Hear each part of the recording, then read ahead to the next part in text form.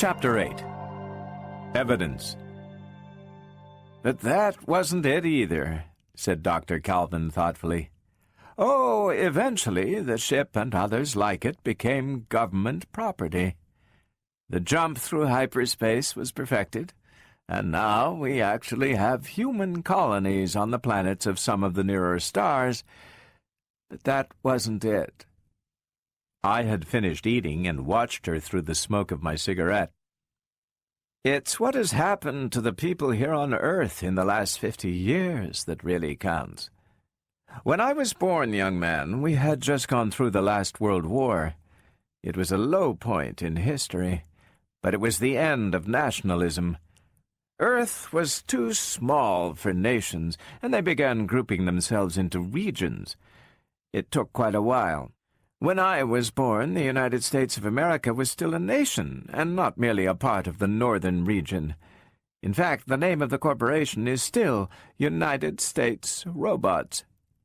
And the change from nations to regions, which has stabilized our economy and brought about what amounts to a golden age when this century is compared with the last, was also brought about by our robots. You mean the machines? I said. The brain you talked about was the first of the machines, wasn't it? Yes, it was. But it's not the machines I was thinking of. Rather of a man. He died last year. Her voice was suddenly deeply sorrowful. Or at least he arranged to die, because he knew we needed him no longer. Stephen Byerly. Yes, I guess that was who you meant. He first entered public office in 2032. You were only a boy then, so you wouldn't remember the strangeness of it. His campaign for the mayoralty was certainly the queerest in history. Francis Quinn was a politician of the new school. That, of course, is a meaningless expression, as are all expressions of the sort. Most of the new schools we have were duplicated in the social life of ancient Greece, and perhaps, if we knew more about it, in the social life of ancient Sumeria, and in the lake dwellings of prehistoric Switzerland as well. But to get out from under what promises to be a dull and complicated beginning, it might be best to state hastily that Quinn neither ran for office nor canvassed for votes, made no speeches, and stuffed no ballot boxes, any more than Napoleon pulled a trigger at Austerlitz. And since politics makes strange bedfellows, Alfred Lanning sat at the other side of the desk with his ferocious white eyebrows bent far forward over eyes in which chronic impatience had sharpened to acuity. He was not pleased. The fact, if known to Quinn, would have annoyed him not the least. His voice was friendly, perhaps professionally so. I assume you know Stephen Byerly, Dr. Lanning? I have heard of him. So have many people. Yes, so have I. Perhaps you intend voting for him at the next election. I couldn't say. There was an unmistakable trace of acidity here. I have not followed the political currents, so I'm not aware that he is running for office. He may be our next mayor. Of course, he is only a lawyer now. But Great Oaks— Yes, interrupted Lanning. I have heard the phrase before, but I wonder if we can get to the business at hand. We are at the business at hand, Dr. Lanning. Quinn's tone was very gentle. It is to my interest to keep Mr. Byerly a district attorney at the very most, and it is to your interest to help me do so. To my interest? Come. Lanning's eyebrows hunched low. Well, say then to the interest of U.S. Robot and Mechanical Men Corporation. I come to you, as Director Emeritus of Research, because I know that your connection to them is that of, shall we say, elder statesman. You are listened to with respect, and yet your connection with them is no longer so tight, but that you cannot possess considerable freedom of action, even if the action is somewhat unorthodox. Dr. Lanning was silent a moment, chewing the cud of his thoughts. He said more softly, I don't follow you at all, Mr. Quinn. I am not surprised, Dr. Lanning, but it's all rather simple. Do you mind? Quinn lit a slender cigarette with a lighter of tasteful simplicity, and his big-boned face settled into an expression of quiet amusement. We have spoken of Mr. Byerly, a strange and colorful character. He was unknown 3 years ago. He is very well known now. He is a man of force and ability, and certainly the most capable and intelligent prosecutor I have ever known. Unfortunately, he is not a friend of mine. I understand, said Lanning mechanically. He stared at his fingernails. I have had occasion, continued Quinn evenly, in the past year to investigate Mr. Byerly quite exhaustively. It is always useful, you see, to subject the past life of reform politicians to rather inquisitive research. If you knew how often it helped— He paused to smile humorlessly at the glowing tip of his cigarette. But Mr. Byerly's past is unremarkable. A quiet life in a small town, a college education, a wife who died young, an auto accident with a slow recovery, law school, coming to the metropolis, an attorney. Francis Quinn shook his head slowly, then added, But his present life— Ah, that is remarkable. Our district attorney never eats. Lanning's head snapped up, old eyes surprisingly sharp. Pardon me? Our district attorney never eats. The repetition thumped by syllables. I'll modify that slightly. He has never been seen to eat or drink. Never.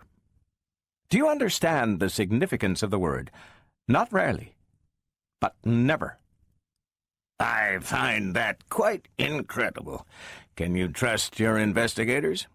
I can trust my investigators, and I don't find it incredible at all.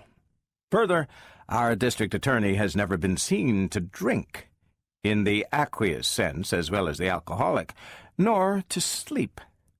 There are other factors, but I should think I have made my point. Lanning leaned back in his seat, and there was the rapt silence of challenge and response between them, and then the old roboticist shook his head. No. There is only one thing you can be trying to imply, if I couple your statements with the fact that you present them to me. And that is impossible. But the man is quite inhuman, Dr. Lanning. If you told me he were Satan in masquerade, there would be a faint chance that I might believe you.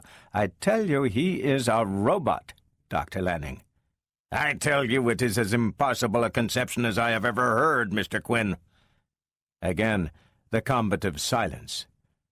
Nevertheless, and Quinn stubbed out his cigarette with elaborate care, you will have to investigate this impossibility with all the resources of the corporation. I'm sure that I could undertake no such thing, Mr. Quinn. You don't seriously suggest that the corporation take part in local politics. You have no choice. Supposing I were to make my facts public without proof, the evidence is circumstantial enough.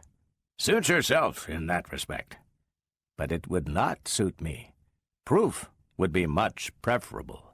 And it would not suit you, for the publicity would be very damaging to your company. You are perfectly well acquainted, I suppose, with the strict rules against the use of robots on inhabited worlds? Certainly. Brusquely. You know that the U.S. Robot Mechanical Men Corporation is the only manufacturer of positronic robots in the solar system. And if Byerly is a robot, his is a positronic robot. You are also aware that all positronic robots are leased and not sold.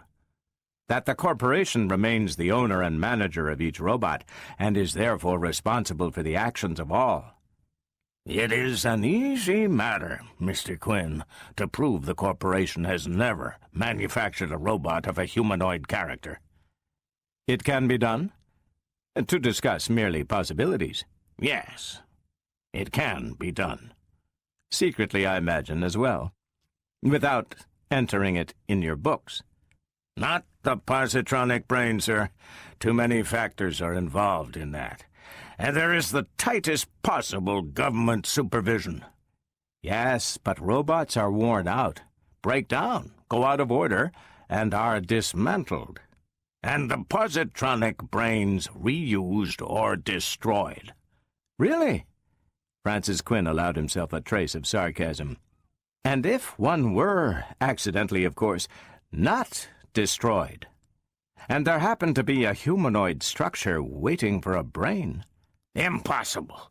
You would have to prove that to the government and the public, so why not prove it to me now? But what could our purpose be? Demanded Lanning in exasperation. Where is our motivation? Credit us with a minimum of sense. My dear sir, please. The corporation would be only too glad to have the various regions permit the use of humanoid positronic robots on inhabited worlds. The profits would be enormous. But the prejudice of the public against such a practice is too great. Suppose you get them used to such robots first. See, we have a skillful lawyer, a good mayor, and he is a robot. Won't you buy our robot butlers? Thoroughly fantastic. An almost humorous descent to the ridiculous. I imagine so. Why not prove it? Or would you still rather try to prove it to the public? The light in the office was dimming, but it was not yet too dim to obscure the flush of frustration on Alfred Lanning's face. Slowly, the roboticist's finger touched a knob, and the wall illuminators glowed to gentle life. "Well, then," he growled, "let us see." The face of Stephen Byerly is not an easy one to describe. He was 40 by birth certificate and 40 by appearance, but it was a healthy, well-nourished, good-natured appearance of 40, one that automatically drew the teeth of the bromide about looking one's age. This was particularly true when he laughed, and he was laughing now. It came loudly and continuously, died away for a bit, then began again. And Alfred Lanning's face contracted into a rigidly bitter monument of disapproval. He made a half gesture to the woman who sat beside him, but her thin, bloodless lips merely pursed themselves a trifle. Byerly gasped himself a state nearer normality. "Really, Dr. Lanning, really, I, a robot." Lanning bit his words off with a snap. "It is no statement of mine, sir. I would be quite satisfied to have you a member of humanity. Since our corporation never manufactured you, I am quite certain that you are, in a legalistic sense at any rate. But since the contention that you are a robot has been advanced to us seriously by a man of certain standing—" "Don't mention his name if it would knock a chip off your granite block of ethics, but let's pretend it was Frank Quinn, for the sake of argument, and continue." Lanning drew in a sharp, cutting snort at the interruption, and paused ferociously before continuing with added frigidity.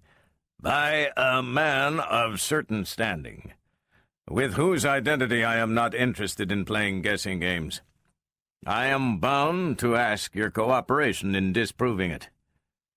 The mere fact that such a contention could be advanced and publicized by the means at this man's disposal would be a bad blow to the company I represent, even if the charge were never proven. You understand me?" "Oh, yes. Your position is clear to me. The charge itself is ridiculous. The spot you find yourself in is not. I beg your pardon if my laughter offended you. It was the first I laughed at, not the second. How can I help you?" "It would be very simple. You have only to sit down to a meal at a restaurant in the presence of witnesses, have your picture taken, and eat." Lanning sat back in his chair, the worst of the interview over. The woman beside him watched Byerly with an apparently absorbed expression, but contributed nothing of her own. Stephen Byerly met her eyes for an instant, was caught by them, then turned back to the roboticist. For a while his fingers were thoughtful over the bronze paperweight that was the only ornament on his desk. He said quietly, I don't think I can oblige you. He raised his hand. Now wait, Dr. Lanning. I appreciate the fact that this whole matter is distasteful to you, that you have been forced into it against your will, that you feel you are playing an undignified and even ridiculous part. Still, the matter is even more intimately concerned with myself, so be tolerant. First, what makes you think that Quinn, this man of certain standing, you know, wasn't hoodwinking you in order to get to do exactly what you are doing? Why, it seems scarcely likely that a reputable person would endanger himself in so ridiculous a fashion if he weren't convinced he were on safe ground. There was little humor in Byerly's eyes. You don't know Quinn. He could manage to make safe ground out of a ledge a mountain sheep could not handle. I suppose he showed the particulars of the investigation he claims to have made of me? Enough to convince me that it would be too troublesome to have our corporation attempt to disprove them when you could do so more easily.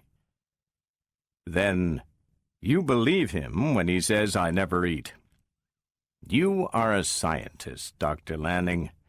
Think of the logic required. I have not been observed to eat, therefore I never eat, QED. After all, you are using prosecution tactics to confuse what is really a very simple situation. On the contrary, I am trying to clarify what you and Quinn between you are making a very complicated one. You see, I don't sleep much, that's true, and I certainly don't sleep in public. I have never cared to eat with others, an idiosyncrasy which is unusual and probably neurotic in character, but which harms no one. Look, Dr. Lanning, let me present you with a supposititious case.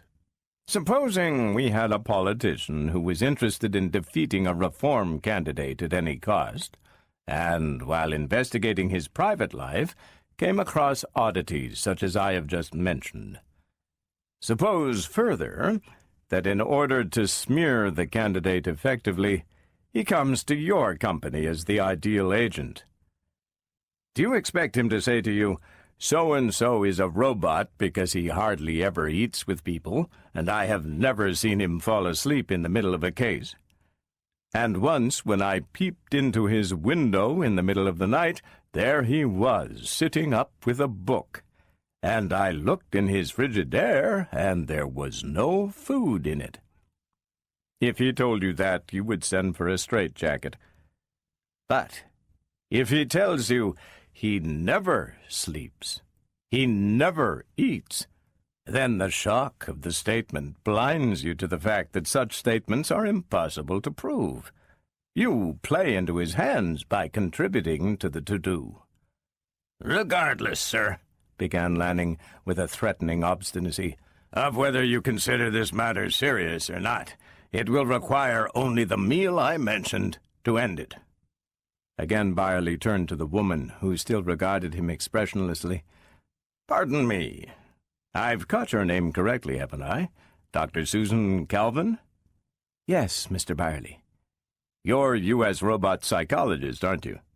"Robo-psychologist, please." "Oh. Are robots so different from men, mentally?" "Worlds different." She allowed herself a frosty smile. "Robots are essentially decent."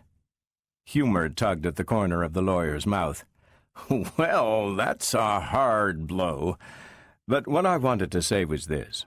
Since you're a robo-psychologist, and a woman, I'll bet you've done something that Dr. Lanning hasn't thought of." "And what is that?" "You've got something to eat in your purse." Something caught in the schooled indifference of Susan Calvin's eyes. She said, "You've surprised me, Mr. Byerly."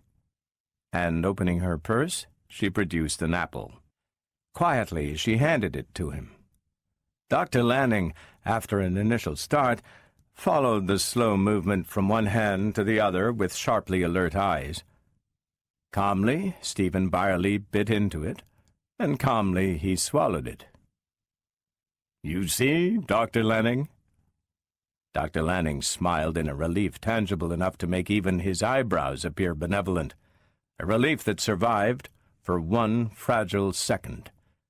Susan Calvin said, "I was curious to see if you would eat it, but of course, in the present case, it proves nothing."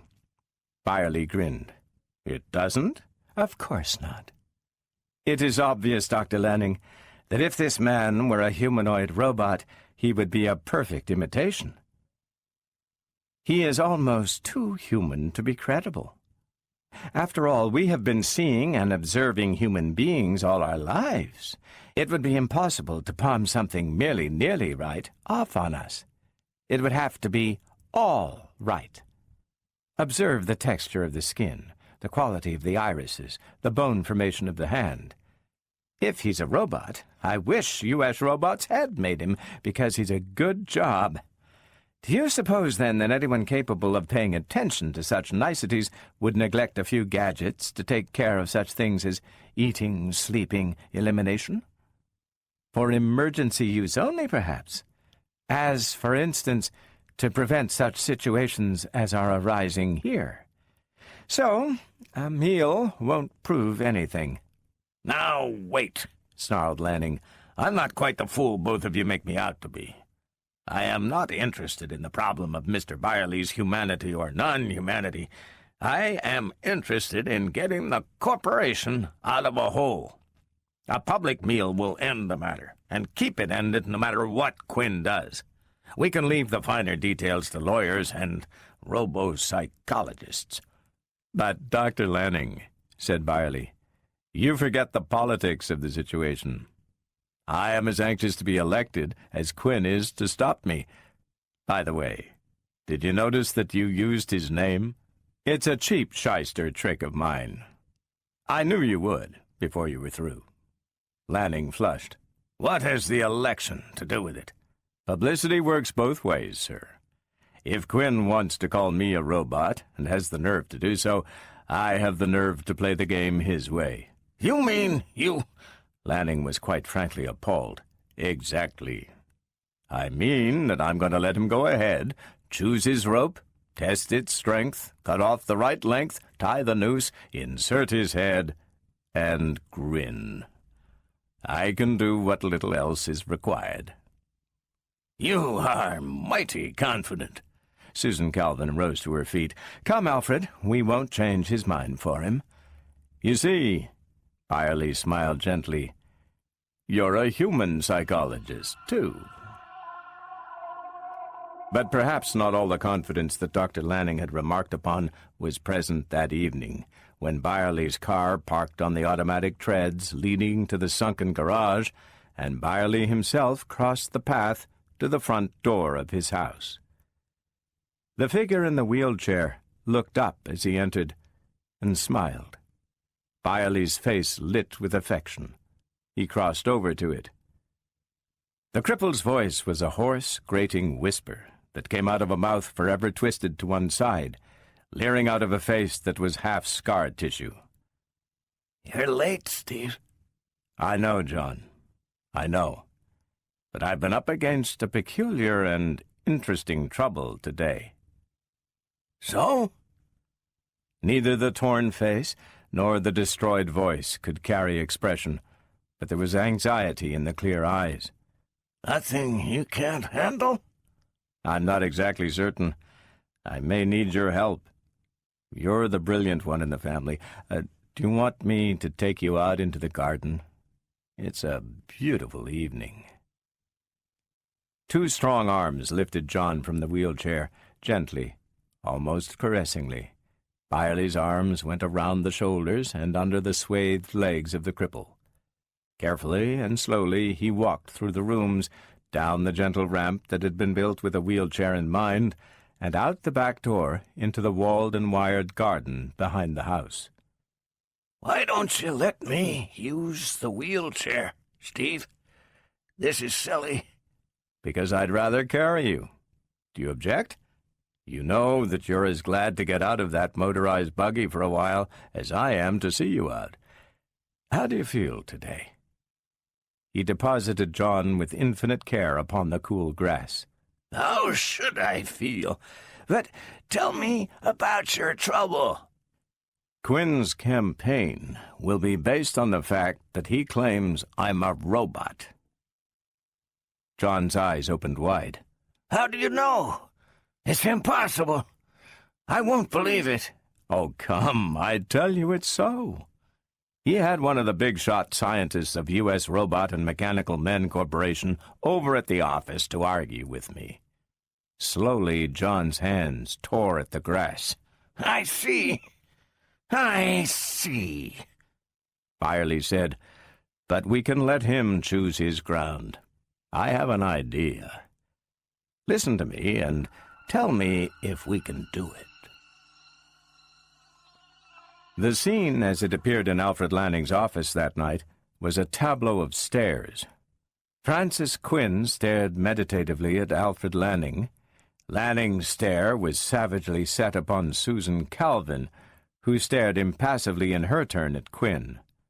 Francis Quinn broke it with a heavy attempt at lightness. Bluff. He's making it up as he goes along. Are you going to gamble on that, Mr. Quinn? Asked Dr. Calvin indifferently. Well, it's your gamble, really. Look here. Lanning covered definite pessimism with bluster. We've done what you asked. We witnessed the man eat. It's ridiculous to presume him a robot. Do you think so? Quinn shot toward Calvin. Lanning said you were the expert. Lanning was almost threatening. Now, Susan, Quinn interrupted smoothly. Why not let her talk, man? She's been sitting there imitating a gatepost for half an hour. Lanning felt definitely harassed. From what he experienced then to incipient paranoia was but a step. He said, Very well. Have your say, Susan. We won't interrupt you. Susan Calvin glanced at him humorlessly, then fixed cold eyes on Mr. Quinn. There are only two ways of definitely proving Byerly to be a robot, sir. So far, you are presenting circumstantial evidence with which you can accuse but not prove. And I think Mr. Byerly is sufficiently clever to counter that sort of material. You probably think so yourself, or you wouldn't have come here. The two methods of proof are the physical and the psychological. Physically, you can dissect him or use an X-ray. How to do that would be your problem.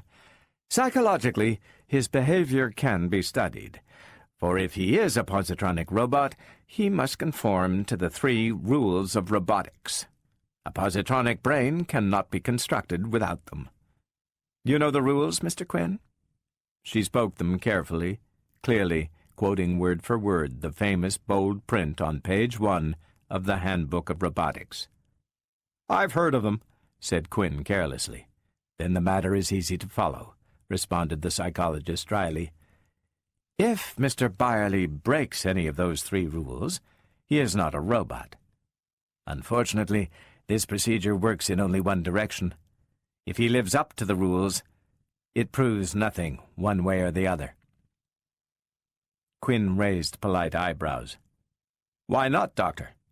Because, if you stop to think of it, the 3 rules of robotics are the essential guiding principles of a good many of the world's ethical systems.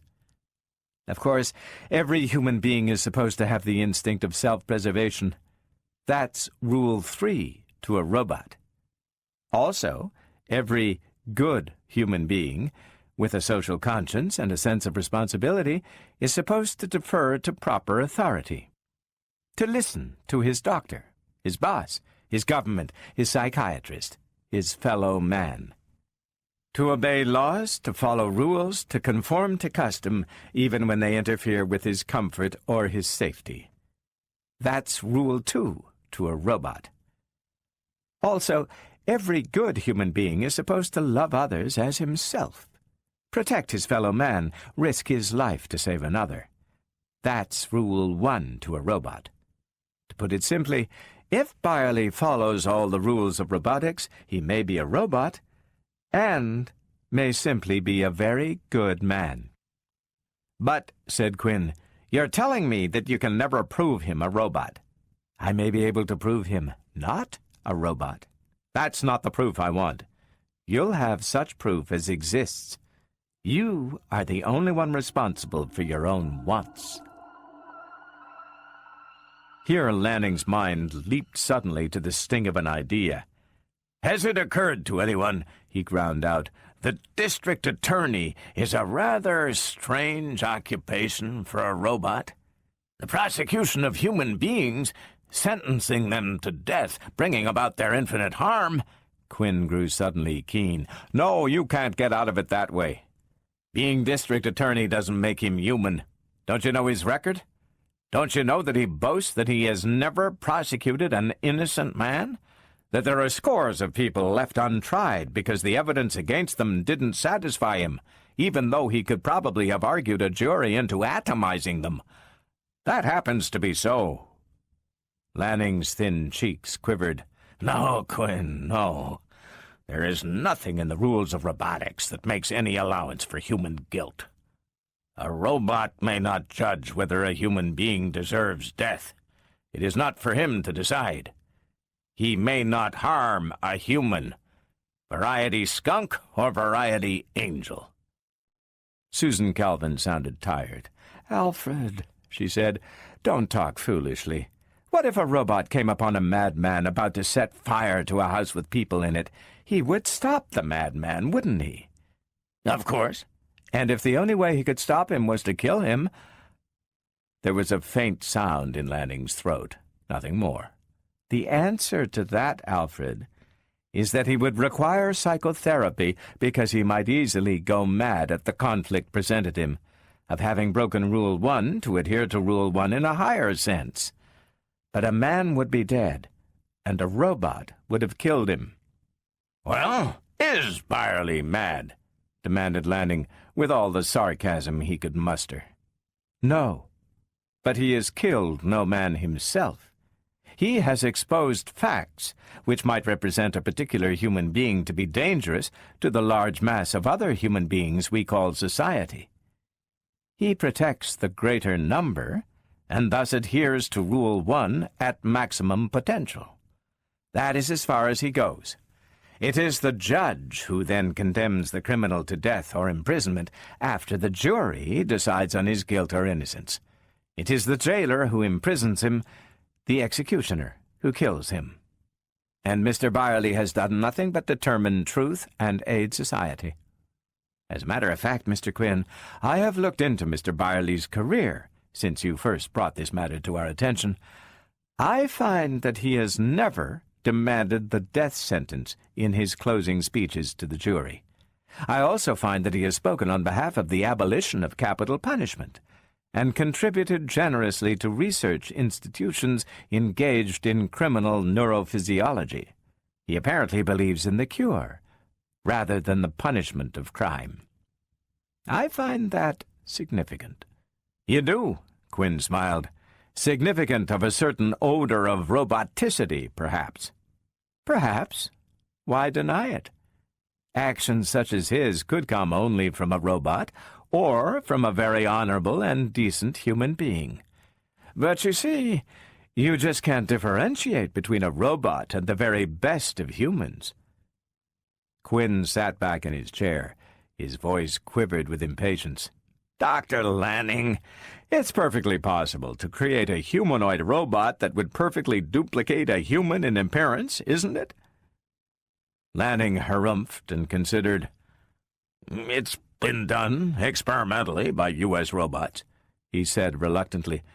"Without the addition of a positronic brain, of course. By using human ova and hormone control, one can grow human flesh and skin over a skeleton of porous silicon plastics that would defy external examination. The eyes, the hair, the skin would be really human, not humanoid. And if you put a positronic brain and such other gadgets as you might desire inside, you have a humanoid robot." Quinn said shortly, "How long would it take to make one?" Lanning considered. "If you had all your equipment, the brain, the skeleton, the ovum, the proper hormones and radiations, say 2 months. The politician straightened out of his chair. "Then we shall see what the insides of Mr. Byerly look like. It will mean publicity for U.S. robots, But I gave you your chance." Lanning turned impatiently to Susan Calvin when they were alone. "Why do you insist?" And with real feeling she responded sharply and instantly. "Which do you want? The truth or my resignation?" "I won't lie for you. U.S. Robots can take care of itself. Don't turn coward." "What?" said Lanning. "If he opens up Byerly and wheels and gears fall out, what then?" "He won't open Byerly," said Calvin disdainfully. "Byerly is as clever as Quinn, at the very least." The news broke upon the city a week before Byerly was to have been nominated.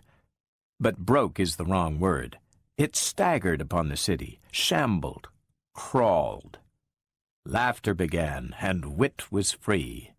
And, as the far-off hand of Quinn tightened its pressure in easy stages, the laughter grew forced. An element of hollow uncertainty entered, and people broke off to wonder.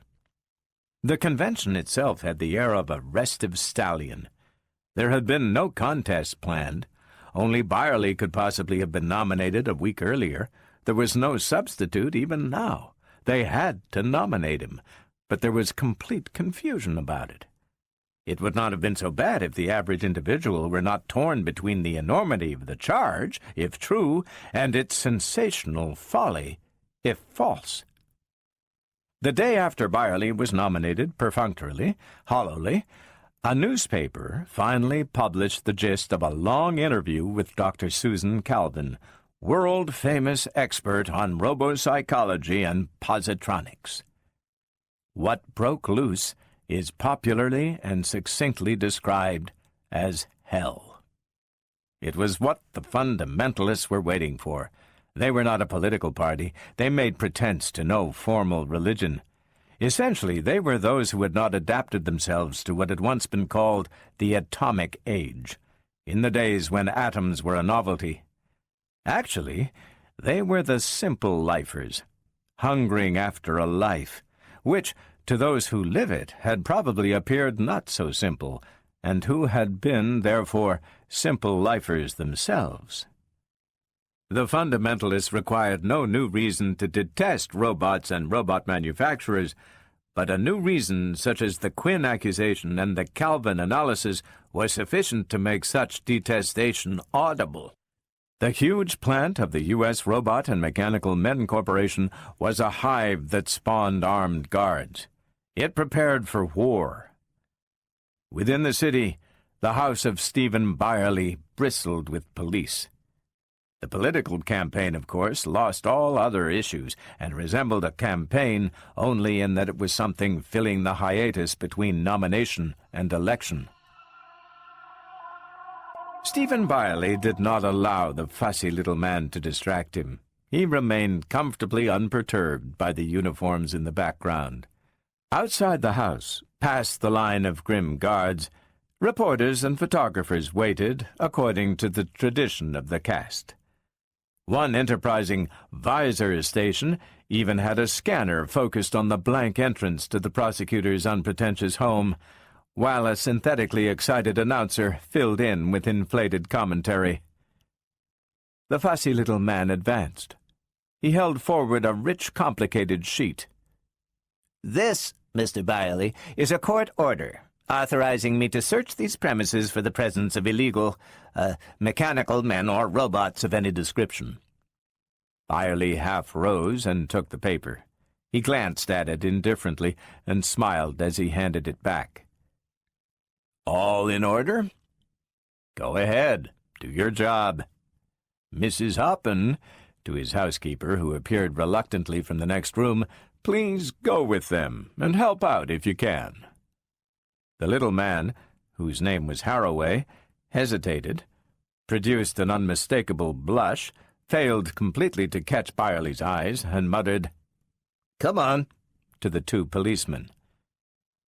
He was back in 10 minutes. "Through?" questioned Byerly, in just the tone of a person who is not particularly interested in the question or its answer. Haraway cleared his throat, made a bad start in falsetto, and began again, angrily. Look here, Mr. Byerly. Our special instructions were to search the house very thoroughly. And haven't you? We were told exactly what to look for. Yes? In short, Mr. Byerly, and not to put too fine a point on it, we were told to search you. Me? Said the prosecutor with a broadening smile. And how do you intend to do that? We have a Pennet radiation unit. Then I'm to have my X-ray photograph taken, eh? You have the authority. You saw my warrant. May I see it again? Haraway, his forehead shining with considerably more than mere enthusiasm, passed it over a second time. Byerly said evenly, I read here as the description of what you are to search. I quote, The dwelling place belonging to Stephen Allen Byerly, located at 355 Willow Grove, Evanstron, together with any garage, storehouse, or other structures or buildings thereto appertaining, together with all grounds thereto appertaining, and so on. Quite in order. But, my good man, it doesn't say anything about searching my interior. I am not part of the premises. You may search my clothes, if you think I've got a robot hidden in my pocket. Haraway had no doubt on the point of to whom he owed his job. He did not propose to be backward, given a chance to earn a much better, i.e., more highly paid, job. He said in a faint echo of bluster, Look here, I'm allowed to search the furniture in your house and anything else I find in it. You are in it, aren't you? A remarkable observation. I am in it. But I'm not a piece of furniture. As a citizen of adult responsibility, I have the psychiatric certificate proving that. I have certain rights under the regional articles. Searching me would come under the heading of violating my right of privacy. That paper isn't sufficient. Sure, but if you're a robot, you don't have right of privacy. True enough. But that paper still isn't sufficient. It recognizes me implicitly as a human being. Where? Haraway snatched at it. Where it says dwelling place belonging to, and so on. A robot cannot own property. And you may tell your employer, Mr. Haraway, that if he tries to issue a similar paper which does not implicitly recognize me as a human being, he will be immediately faced with a restraining injunction and a civil suit, which will make it necessary for him to prove me a robot by means of information now in his possession, or else to pay a whopping penalty for an attempt to deprive me unduly of my rights under the regional articles. You'll tell him that, won't you? Haraway marched to the door. He turned. You're a slick lawyer. His hand was in his pocket. For a short moment he stood there. Then he left, smiled in the direction of the visor scanner, still playing away, waved to the reporters, and shouted, We'll have something for you tomorrow, boys. No kidding. In his ground car he settled back, removed the tiny mechanism from his pocket, and carefully inspected it. It was the first time he had ever taken a photograph by X-ray reflection. He hoped he had done it correctly. Quinn and Byerly had never met face-to-face alone. But Visor Phone was pretty close to it. In fact, accepted literally, perhaps the phrase was accurate, even if to each the other were merely the light and dark pattern of a bank of photocells. It was Quinn who had initiated the call. It was Quinn who spoke first, and without particular ceremony. Thought you would like to know, Byerly, that I intend to make public the fact that you're wearing a protective shield against Pennet radiation. That's so. In that case, you've probably already made it public. I have a notion our enterprising press representatives have been tapping my various communication lines for quite a while. I know they have my office lines full of holes, which is why I've dug in at my home these last weeks. Byerly was friendly, almost chatty. Quinn's lips tightened slightly. This call is shielded thoroughly. I'm making it at a certain personal risk. So I should imagine. Nobody knows you're behind this campaign. At least nobody knows it officially. nobody doesn't know it unofficially. I wouldn't worry. So I wear a protective shield. I suppose you found that out when your puppy dog's Pennant radiation photograph the other day turned out to be overexposed. You realize, Byerly, that it would be pretty obvious to everyone that you don't dare face X-ray analysis. Also that you, or your men, attempted illegal invasion of my right of privacy. The devil they'll care for that. They might. It's rather symbolic of our two campaigns, isn't it? You have little concern with the rights of the individual citizen. I have great concern. I will not submit to X-ray analysis because I wish to maintain my rights on principle, just as I'll maintain the rights of others when elected. That will no doubt make a very interesting speech, but no one will believe you. A little too high-sounding to be true. Another thing. A sudden, crisp change. The personnel in your home was not complete the other night. In what way? According to the report, he shuffled papers before him that were just within the range of vision of the visiplate. There was one person missing. A cripple. As you say, said Byerly tonelessly, a cripple. My old teacher, who lives with me and who is now in the country and has been for 2 months. A much-needed rest is the usual expression applied in the case. He has your permission? Your teacher? A scientist of sorts? A lawyer once, before he was a cripple. He has a government license as a research biophysicist, with a laboratory of his own and a complete description of the work he's doing filed with the proper authorities to whom I can refer you. The work is minor, but is a harmless and engaging hobby for a poor cripple. I am being as helpful as I can, you see. I see. And what does this teacher know about robot manufacture? I couldn't judge the extent of his knowledge in a field with which I'm unacquainted. He wouldn't have access to positronic brains. Ask your friends at U.S. Robots. They'd be the ones to know. I'll put it shortly, Byerly. Your crippled teacher is the real Stephen Byerly. You are his robot creation. We can prove it. It was he who was in the automobile accident, not you. There will be ways of checking the records. Really? Do so, then. My best wishes. And we can search your so-called teacher's country place and see what we can find there. Well, not quite, Quinn. Byerly smiled broadly. Unfortunately for you, my so-called teacher is a sick man. His country place is his place of rest.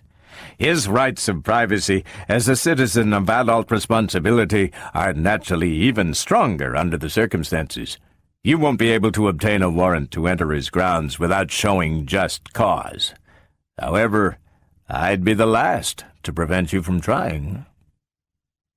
There was a pause of moderate length, and then Quinn leaned forward so that his imaged face expanded, and the fine lines on his forehead were visible. Byerly, why do you carry on?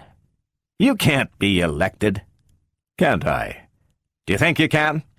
Do you suppose that your failure to make any attempt to disprove the robot charge, when you could easily by breaking one of the 3 laws, does anything but convince the people that you are a robot? All I see so far is that from being a rather vaguely known, but still largely obscure metropolitan lawyer, I have now become a world figure. You're a good publicist. But you are a robot. So it's been said, but not proven. It's been proven sufficiently for the electorate. Then relax. You've won. Goodbye, said Quinn, with his first touch of viciousness, and the visor phone slammed off. Goodbye, said Byerly imperturbably, to the blank plate. Byerly brought his teacher back the week before election.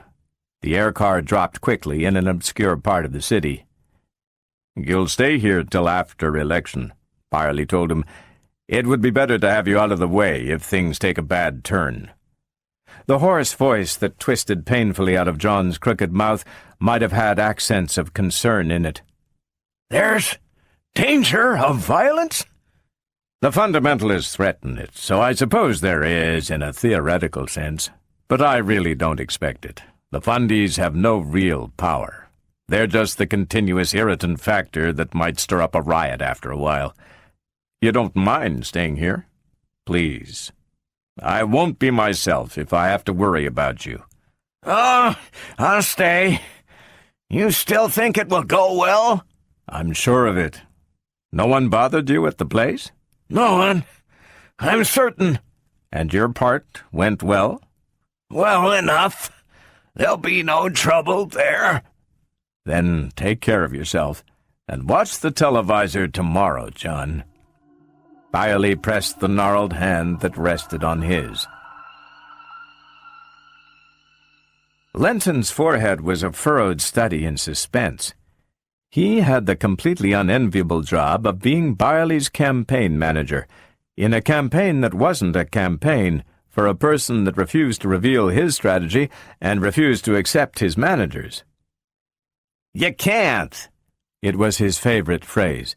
It had become his only phrase. "I tell you, Stephen, you can't." He threw himself in front of the prosecutor, who was spending his time leafing through the typed pages of his speech. "Put that down, Steve. Look, that mob has been organized by the fundies. You won't get a hearing. You'll be stoned, more likely. Why do you have to make a speech before an audience? What's wrong with a recording, a visual recording?" "You want me to win the election, don't you?" asked Byerly mildly. "Win the election? You're not going to win, Steve. I'm trying to save your life." "Oh, I'm not in danger." "He's not in danger. He is not in danger." Lenton made a queer rasping sound in his throat. "You mean you're getting out on that balcony in front of 50,000 crazy crackpots and try to talk sense to them? On a balcony like a medieval dictator?" Byerly consulted his watch. "In about 5 minutes, as soon as the television lines are free." Lenton's answering remark was not quite transliterable. The crowd filled a roped-off area of the city. Trees and houses seemed to grow out of a mass human foundation, and by ultrawave the rest of the world watched. It was a purely local election, but it had a world audience just the same. Byerly thought of that and smiled. But there was nothing to smile at in the crowd itself. There were banners and streamers ringing every possible change on his supposed robotsy. The hostile attitude rose thickly and tangibly into the atmosphere. From the start, the speech was not successful. It competed against the inchoate mob howl and the rhythmic cries of the fundy claques that formed mob islands within the mob. Byerly spoke on, slowly, unemotionally. Inside, Lenton clutched his hair and groaned and waited for the blood. There was a writhing in the front ranks. An angular citizen with popping eyes and clothes too short for the lank length of his limbs was pulling to the fore. A policeman dived after him, making slow, struggling passage. Byerly waved the latter off angrily. The thin man was directly under the balcony. His words tore unheard against the roar. Byerly leaned forward. "What do you say?" "If you have a legitimate question, I'll answer it." He turned to a flanking guard. "Bring that man up here." There was a tensing in the crowd. Cries of "Quiet!" started in various parts of the mob and rose to a bedlam, then toned down raggedly. The thin man, red-faced and panting, faced Byerly. Byerly said, "Have you a question?" The thin man stared and said in a cracked voice, "Hit me!" With sudden energy, he thrust out his chin at an angle. "Hit me! You say you're not a robot. Prove it! You can't hit a human, you monster!" There was a queer, flat, dead silence. Byerly's voice punctured it. "I have no reason to hit you." The thin man was laughing wildly. "You can't hit me! You won't hit me! You're not a human! You're a monster! A make-believe man!" And Stephen Byerly, tight-lipped, in the face of thousands who watched in person and the millions who watched by screen, drew back his fist and caught the man crackingly upon the chin. The challenger went over backwards in sudden collapse, with nothing on his face but blank surprise. Byerly said, "I'm sorry. Take him in and see that he's comfortable. I want to speak to him when I'm through." And when Dr. Calvin, from her reserved space, turned her automobile and drove off, only one reporter recovered sufficiently from the shock to race after her and shout an unheard question. Susan Calvin called over her shoulder, "He's human." That was enough. The reporter raced away in his own direction. The rest of the speech might be described as spoken but not heard.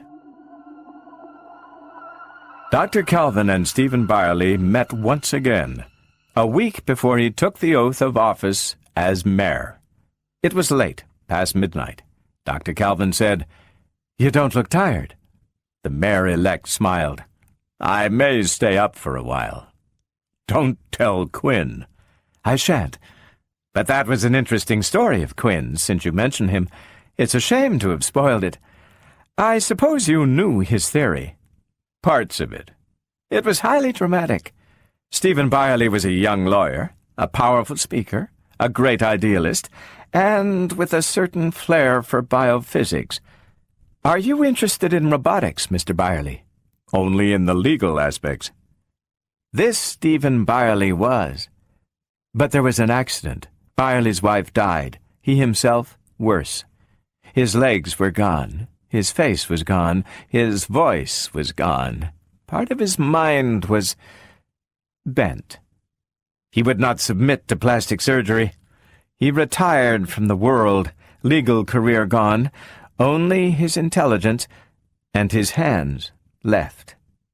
Somehow he could obtain positronic brains, even a complex one which had the greatest capacity for forming judgments in ethical problems, which is the highest robotic function so far developed. He grew a body about it, trained it to be everything he would have been and was no longer. He sent it out into the world as Stephen Byerly, remaining behind himself as the old crippled teacher that no one ever saw. "Unfortunately," said the mayor-elect, "I ruined all that by hitting a man. The papers say it was your official verdict on the occasion that I was human." "How did that happen? Do you mind telling me? It couldn't have been accidental." "It wasn't entirely. Quinn did most of the work. My men started quietly spreading the fact that I had never hit a man, that I was unable to hit a man, that to fail to do so under provocation would be sure proof that I was a robot. So I arranged for a silly speech in public, with all sorts of publicity overtones, and almost inevitably some fool fell for it. In its essence, it was what I call a shyster trick, one in which the artificial atmosphere which has been created does all the work. Of course, the emotional effects made my election certain, as intended." The robo-psychologist nodded. "I see you intrude on my field, as every politician must, I suppose, but I'm very sorry it turned out this way. I like robots. I like them considerably better than I do human beings. If a robot can be created capable of being a civil executive, I think he'd make the best one possible. By the laws of robotics, he'd be incapable of harming humans, incapable of tyranny, of corruption, of stupidity, of prejudice. And after he had served a decent term, he would leave, even though he were immortal, because it would be impossible for him to hurt humans by letting them know that a robot had ruled them. It would be most ideal, except that a robot might fail, due to the inherent inadequacies of his brain. The positronic brain has never equaled the complexities of the human brain. He would have advisors. Not even a human brain is capable of governing without assistance. Byerly considered Susan Calvin with grave interest. "Why do you smile, Dr. Calvin?" "I smiled because Mr. Quinn didn't think of everything." "You mean there could be more to that story of his?" "Only a little. For the 3 months before election, this Stephen Byerly that Mr. Quinn spoke about, this broken man, was in the country for some mysterious reason. He returned in time for that famous speech of yours, and after all, what the old cripple did once, he could do a second time, particularly where the second job is very simple in comparison to the first." "I don't quite understand." Dr. Calvin rose and smoothed her dress. She was obviously ready to leave. "I mean, there is one time when a robot may strike a human being without breaking the first law. Just one time." "And when is that?" Dr. Calvin was at the door. She said quietly, "When the human to be struck is merely another robot." She smiled broadly, her thin face glowing. "Goodbye, Mr. Byerly. I hope to vote for you 5 years from now, for coordinator." Stephen Byerly chuckled. "I must reply that that is a somewhat far-fetched idea." The door closed behind her. I stared at her with a sort of horror. "Is that true?" "All of it," she said. "And the great Byerly was simply a robot?" "Oh, there's no way of ever finding out.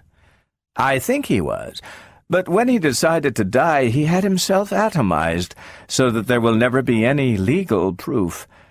Besides, what difference would it make?" "Well, you share a prejudice against robots which is quite unreasoning. He was a very good mayor. 5 years later, he did become regional coordinator, and when the regions of Earth formed their federation in 2044, he became the first world coordinator. By that time, it was the machines that were running the world anyway." "Yes, but no buts. The machines are robots, and they are running the world. It was 5 years ago that I found out all the truth. It was 2052. Byerly was completing his second term as world coordinator."